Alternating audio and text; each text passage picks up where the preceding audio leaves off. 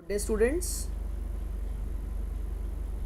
Today I am going to explain you worksheet number 2 जो कि 8 जुलाई को दी गई थी आपको। इस वर्कशीट में जो टॉपिक लिया गया है दैट इज़ रियल नंबर का डेसिमल एक्सपेंशन। और रियल नंबर्स क्या होते हैं और डेसिमल एक्सपेंशन से हम कैसे बता सकते हैं कि वो नंबर रैशनल होगा या इरेशनल होगा। लास्ट वीडियो में हमने देखा था कि हमारी जो डेसिमल एक्सपेंशन है वो कई तरह के हो सकते हैं। पहला है टर्मिनेटिंग डेसिमल एक्सपेंशन जो कि एक डिजिट के बाद ख़त्म हो जाता है। दूसरा है रिपीटिंग डेसिमल एक्सपेंशन जिसमें कोई डिजिट रिपीट होती रहती है।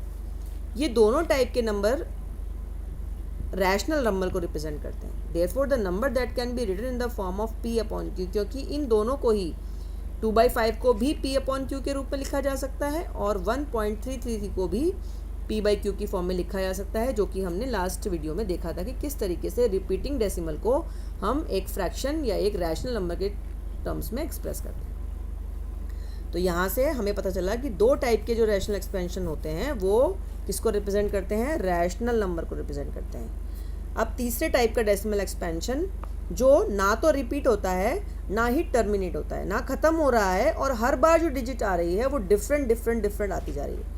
कोई भी पैटर्न या कोई भी रिपीटिशन हमें दिखाई नहीं दे रहा है। जब हमें कोई रिपीटिशन दिखाई नहीं देता है after a set of number, तो हम कह सकते हैं कि this number is neither repeating nor ending. ना ही ये टर्मिनेट हो रहा है, ख़त्म हो रहा है, और ना ही ये रिपीट हो रहा है like this 1.3333। So this type of decimal expansion, this type of decimal number represent a irrational number because it cannot be expressed as p/q, because we don't know it will repeat or not, so it cannot be expressed in the form of p/q.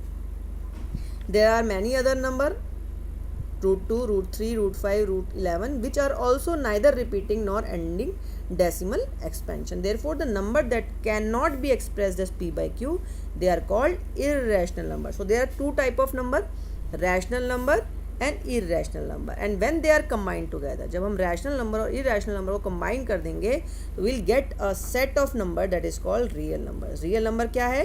Group of rational number and irrational number is called real numbers. अब आप कहोगे कि यही तो सारे numbers होते हैं, और कौन से नंबर्स होते हैं? और भी तरह के नंबर्स होते हैं, वो इमेजिनरी नंबर्स होते हैं जो हमें आगे की सीनियर क्लासेस में पढ़ाए जाते हैं। तो अभी तक तो जो हमारे चैप्टर का नाम है वो रियल नंबर है, और उसमें हम क्या पढ़ रहे हैं, रैशनल नंबर और इरेशनल नंबर के बारे में पढ़ रहे हैं। अब आपको होमवर्क दिया गया है, आपको सेपरेट करना है rational numbers from the number given below. तो हम डेसिमल एक्सपेंशन को देखेंगे, this is a rational number, irrational, फिर यहाँ से हम कंपेयर करते जाएंगे ऊपर से और देखते जाएंगे कि किस तरह का डेसिमल एक्सपेंशन है।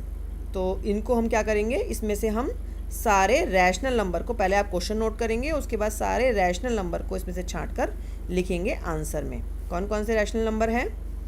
एक ये है, एक ये है, एक यहाँ पर ये है, ये रिपीट हो रहा है, ये भी रिपीट हो रहा है, ये रैशनल नंबर है, ये रिपीटिंग नहीं है, यहाँ पर ये टर्मिनेटिंग है, ये भी एक रैशनल नंबर है, ये भी एक रैशनल नंबर है, और ये भी एक रैशनल नंबर। बाकी सारे क्या हैं? इररेशनल नंबर है। So we get the answer. तो छांट कर आंसर में उन सबको लिखना है। उसके बाद आपको इसमें होमवर्क दिया गया है सेपरेट इररेशनल नंबर। तो जो नंबर वहाँ पर आपने सिलेक्ट नहीं किए हैं वो नंबर यहाँ पे सिलेक्ट करने हैं। √11, ये बड़ा वाला डेसिमल नंबर जो कि टर्मिनेट भी नहीं हो रहा है, रिपीट भी नहीं हो रहा है।